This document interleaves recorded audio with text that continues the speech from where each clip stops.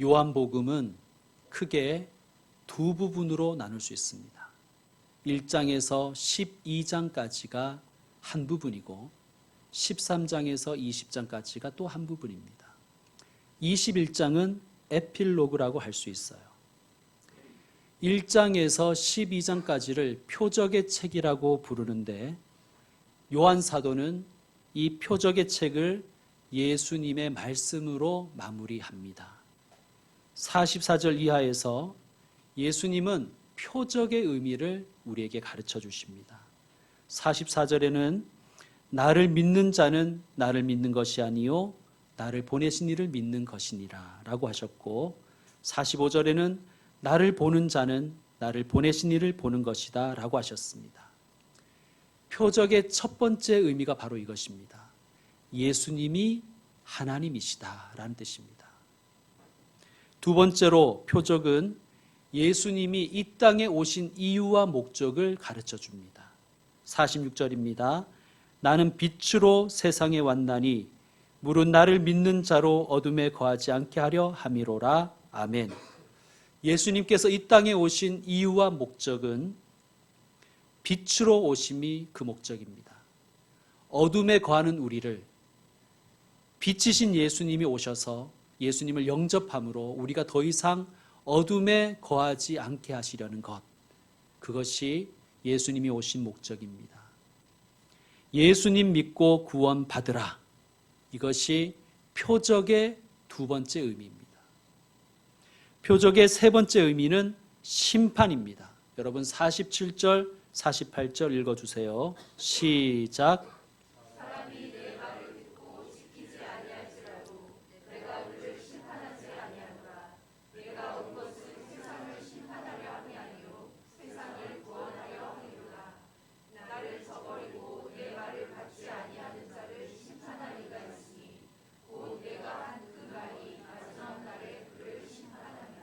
아멘. 예수 구원, 불신 심판입니다. 원색적으로 말씀드려서 죄송하지만 예수 천당, 불신 지옥입니다. 표적의 세 가지 의미를 우리 다시 정리합시다. 첫째, 표적은 예수님이 하나님이심을 가르쳐 주는 것입니다. 예수님은 자신이 하나님이라고 말씀하셨어요. 자기를 본 자는 하나님 아버지를 본 것과 같다. 자, 이 말을 들은 사람들이 참으로 여길 수도 있고 거짓이라고 치부할 수도 있겠죠. 거짓이라면 둘 중에 하나일 것입니다. 천하의 사기꾼이거나 과대망상증 환자이거나. 성도 여러분, 예수님은 사기꾼입니까? 과대망상증 환자입니까? 아니면 저와 여러분의 주요 왕이요 구세주이십니까? 이 예배에 참석한 모든 분들이요, 예수님을 나의 주, 나의 왕, 나의 하나님, 나의 구원자로 영접하고 그 앞에 무릎 꿇고 예배하는 분들 되시기를 축원드립니다. 두 번째로 표적은 예수님 믿고 구원받으라고 가르칩니다. 예수님은 자신이 빛이라고 말씀하세요. 빛이 비추이면 어둠이 떠나가듯이 예수님을 영접하면 죄가 사라집니다. 빛과 어둠이 공존할 수 없듯이 예수님과 죄는 공존할 수가 없습니다. 지금 이 순간 예수님이 저와 여러분에게 강력하게 호소하십니다. 빛을 영접하라. 그리고 더 이상 어둠에 살지 말아라. 주를 믿으라. 더 이상 죄에 묶여 있지 말아라. 예수님을 영접하고 예수님을 믿고 예수님을 사랑하면 우리는 내 안에 있는 죄를 발견하게 됩니다. 그렇게 죄를 발견한 사람은 그 죄를 견딜 수가 없어요. 그래서 주님 앞에 회개할 수밖에 없습니다. 그런데 주님은 회개한 심령에게 성령을 선물로 주십니다. 성령을 선물로 받은 사람은 예수님을 더욱 믿고 예수님을 더 사랑하게 되는 것입니다. 세 번째, 표적은 예수 구원, 불신 심판을 가르칩니다. 48절 뒷부분을 보시면 내가 한 그 말이 마지막 날에 그를 심판하리라 라는 말씀이 있죠. 예수님의 말씀을 믿으면 구원을 얻습니다. 그러므로 예수님의 말씀을 믿을 때 그 말씀은 우리의 축복의 통로입니다. 그런데 예수님의 말씀을 믿지 않으면 예수님의 말씀이 우리를 심판하십니다. 요즘은 거의 찾아볼 수 없지만 불과 얼마 전까지만 해도 푸서식 화장실이 있었죠. 재래식 변소. 거기에는 이상한 벌레들이 많았습니다. 그런데 그 벌레들은 햇빛을 보면 죽어요. 어떤 생물에게는 햇빛이 생명이지만 또 그런 벌레들에게는 햇빛이 그 자체로 심판입니다. 내가 한 그 말이 마지막 날에 그를 심판하리라는 말씀이 바로 그 뜻입니다. 성도 여러분, 하나님의 말씀이 믿어지십니까? 축복입니다. 하나님의 말씀이 믿어지는 것이 축복입니다. 하나님을 믿는 것, 예수님을 믿는 것에 감사하시길 바랍니다. 자, 예수님의 표적을 보고 또 예수님의 말씀을 듣고 사람들은 크게 두 가지로 반응했습니다. 예수님을 믿고 영접한 자가 있는 반면에 예수님을 거부한 자가 있습니다. 예수님을 거부한 이들에게는 두 가지 이유가 있었는데 첫 번째 이유는 불신 때문이었습니다. 자, 37절을 다시 보시면 이렇게 많은 표적을 그들 앞에서 행하셨으나 그를 믿지 아니하니, 예수님을 믿지 않은 이유를 38절에서 말씀합니다. 이는 선지자 이사야의 말씀을 이루려 하심이라 이르되, 왜 메시아를 믿지 않는지 예수님이 오시기 전 700년 전에 이미 이사야 선지자가 그 이유를 예언했다는 말씀입니다. 자, 인용문에 주석 표시가 되어 있죠. 이 말씀이 어디에서 인용되었다는 말씀입니까? 이사야 53장 1절, 우리 찾아보겠습니다. 구약 성경 1033쪽쯤에 있습니다. 이사야 53장 1절.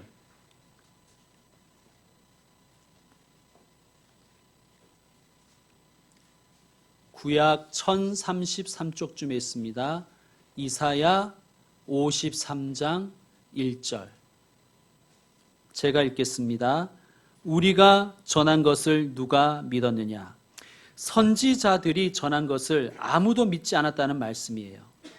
여호와의 팔이 누구에게 나타났느냐? 여호와의 팔이란 여호와의 권능, 여호와의 능력, 특별히 여호와의 표적이라고 해도 좋습니다. 여호와의 팔이, 여호와의 능력이, 여호와의 표적이 누구에게 나타났느냐? 누구에게 나타났습니까? 메시아에게 나타났죠. 그래서 메시아를 이렇게 소개합니다. 2절과 3절을 여러분 읽어주세요. 시작.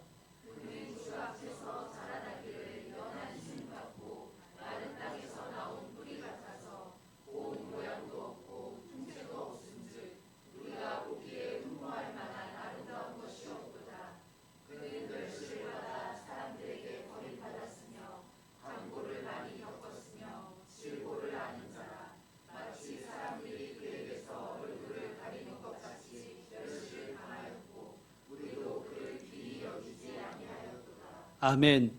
선지자들이 전한 메시아, 여호와의 팔에 능력이 나타난 메시아를 왜 믿지 않았다는 말씀입니까? 외모가 별로라서 안 믿었다는 거예요. 메시아의 외모가 도대체 어땠길래? 고운 모양도 없고 풍채도 없은즉 우리가 보기에 흠모할 만한 아름다운 것이 없도다. 그래서 안 믿었다는 거예요. 또한 메시아는 간고를 많이 겪었으며 질고를 아는 자라고 하십니다. 고통과 질병을 달고 살았다는 뜻이에요. 그래서 우리도 그를 귀히 여기지 아니하였답니다. 메시아의 외모가, 메시아의 겉모습이, 메시아의 스펙이 사람들이 흠모할 만한 아름다운 것이 없었고, 그래서 사람들은 그를 귀히 여기지 않았고 업신여겼다는 거예요. 왜냐하면 마른 땅에서 나온 풀뿌리 같았기 때문입니다. 여러분, 요한복음 8장에 보면 예수님에게 사람들이 이렇게 말하는 장면이 나와요. 예수님이 그 당시 30대 초반이었는데 예수님에게 이렇게 말해요. 네가 아직 50세도 못 되었는데 라고 얘기해요. 자, 이 말을 미루어 볼 때 예수님은 동안이었다는 말이에요? 노안이었다는 말이에요? 노안이었단 말이죠. 나이보다 훨씬 늙어 보이셨다는 말씀입니다. 여러분, 동안은 성경적인 얼굴이 아닙니다. 우리 성도들 중에도 비성경적인 얼굴을 가진 분들이 너무 많아요. 저는 머리카락은 성경적인데 얼굴이 비성경적이라서 늘 고민입니다. 다시 요한복음 12장으로 와서 39절을 보시면 그들이 능히 믿지 못한 것은 이라고 하십니다. 안 믿은 것이 아니라 믿지 못한 것이라는 거예요. 그 이유가 뭐냐고 설명하십니다. 40절 말씀, 12장 40절 말씀 읽어주세요. 시작.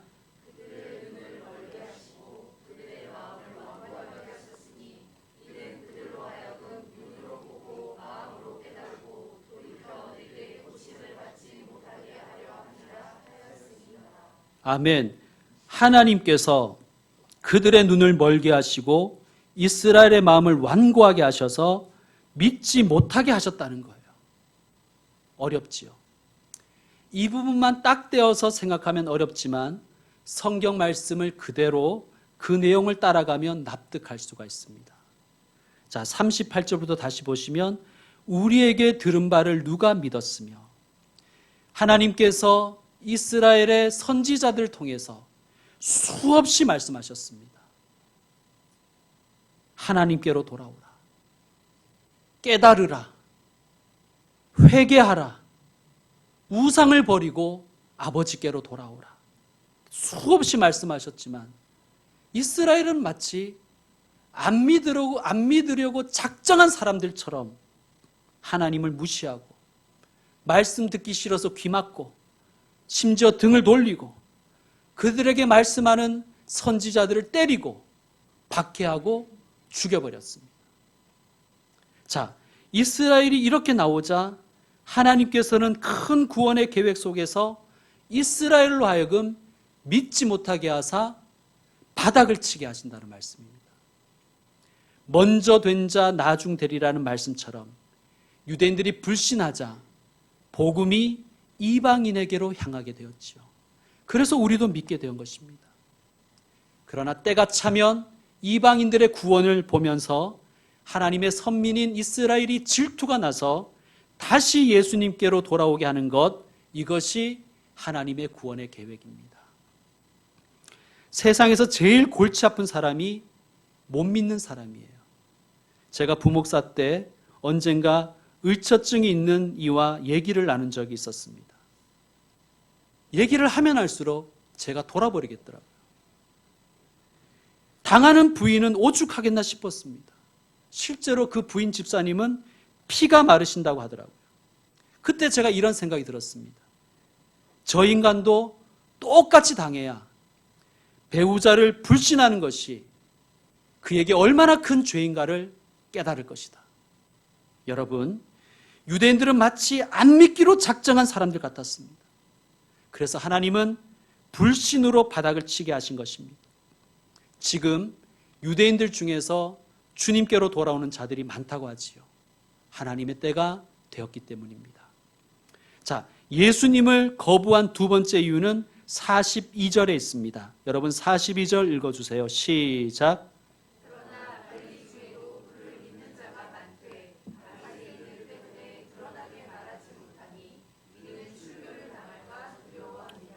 아멘.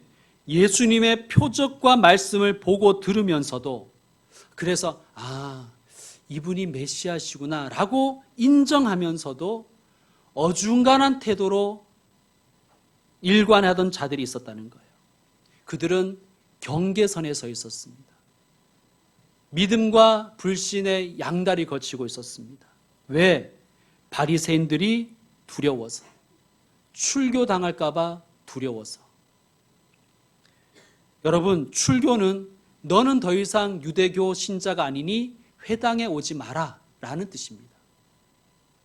그런데 우리가 생각하기에 교회 오지 말라 하면 더 좋을 것 같은데 왜 그럴까 이렇게 생각할 수도 있지만 그들은 회당에 오지 못하는 것은 그 어떤 사회생활도 그 어떤 경제활동도 더 이상 할 수 없다는 뜻이에요. 그러니까 생존이 걸린 문제라는 뜻입니다. 자기들이 그동안 쌓은 인맥도, 쌓은 거래처도, 혹은 기득권도 다 사라질까 봐 예수님을 믿지만 안 믿는 자처럼 행동했다는 거예요. 우리들은 어떻습니까? 믿긴 하지만 사람들의 비난이나 빈축을 사는 것이 두렵지요. 주변 사람들에게 왕따 당하는 것이 두려워서 우리도 예수 믿는 것을 굳이 드러내지 않지요. 자, 여러분은 어디에 속합니까? 믿음에 속해 있습니까? 불신에 속해 있습니까? 아직 안 믿는 분이 계신다면, 물론 이 자리에는 그런 분이 적겠지만, 혹 그런 분이 계신다면 빛이신 예수님을 영접하시길 바랍니다. 그래야 죄와 어둠에서 해방될 줄로 믿습니다. 그런데 우리 중에 가장 심각한 분은, 저는 예수님은 믿긴 믿지만 드러내놓지 못하는 분들이라고 저는 생각합니다. 예수쟁이라는 말 듣기 싫어서 우리는 성경책도 들고 다니지 못하잖아요. 예수님을 믿는다는 것을 밝혀야 하는 상황인데도 불구하고 슬그머니 자리를 피해버립니다. 42절에 보면 이런 태도를 취한 자들은 주로 관리들이 많았다는 말씀이 있지요. 관리가 누구입니까? 권력의 자리에 올라간 사람들이에요. 거기까지 오르기 위해 얼마나 많은 투자를 했겠습니까? 시간을 들이고 노력을 했겠지요. 이제 관리가 되어서 누릴 수 있는, 아니 누리고 있는 권한과 영예로움이 얼마나 많은데, 그런 것들은 세상을 살기에 얼마나 편한 것들인데 놓기가 쉽겠습니까? 여러분, 남의 일이라고 아니 그것도 못 놓나 그렇게 말씀하지 마십시오. 우리가 그들 입장이었으면 우리는 더하면 더했지 덜하지 않았을 것입니다. 성경은 이렇게 말씀합니다. 43절을 다 같이 읽겠습니다. 그들은 사람의 영광을 하나님의 영광보다 더 사랑하였더라. 아멘. 성도 여러분, 저와 여러분 모두는 두 영광 사이에 있습니다. 사람의 영광과 하나님의 영광 사이에 있습니다. 사람의 영광을 하나님의 영광보다 더 사랑하면 주님을 온전히 믿는 것이 아닙니다. 그들은 사람의 영광을 하나님의 영광보다 더 사랑하였더라. 그들은 바로 여기에 저는 제 이름이 있을까 두렵습니다. 김영석은 사람의 영광을 하나님의 영광보다 더 사랑하였더라. 성도 여러분, 이곳에 여러분의 이름이 없기를 바랍니다.